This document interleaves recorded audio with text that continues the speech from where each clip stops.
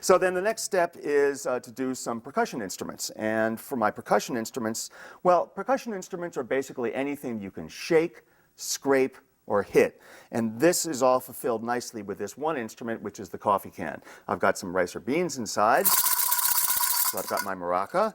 Now I can take a pencil or a stick and scrape it up and down the ridges. So I've got my guiro. I've got my drum. And I've also got my metal drum. So 4 different instruments in one right there. Now if you wanted to get different pitches from your percussion instruments, all you have to do is to have a whole bunch of cans. And there it is. And just you can use pencils or sticks.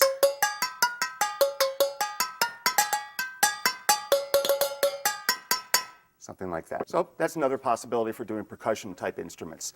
Now there is one percussion instrument that's in your packet of instruments to look at that's a little more complex to build, and that is the balloon drums. And I have just an example here which I'm going to put together for you.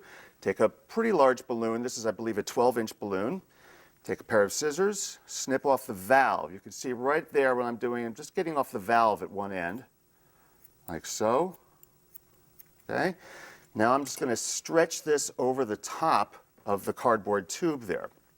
So I just have to pull it open, stretch it across like this, and pull it down relatively tight. I don't want to make it too tight because I've got a smaller one here which I want to make sure that has a higher pitch. So, and good. Good pitches there. Now I've got some tape which I've preset here, and the reason I've got the tape is so that the balloons don't like fly off the tube. Okay, so we got like something like this. And then Joe, I'm going to need your assistance here, so come on back on camera for a second. And what I have to ask you to do is to hold these two together just like that. And I'm going to take these and tape this around like so. That's one, and then we're going to hold it like that on the other side because it does tend to be a little bit unsteady. And I'm going to go around like this one more time. And there are our tube drums.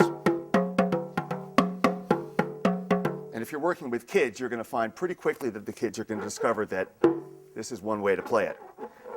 Pinching it and pulling it like that. I wouldn't use a stick, however.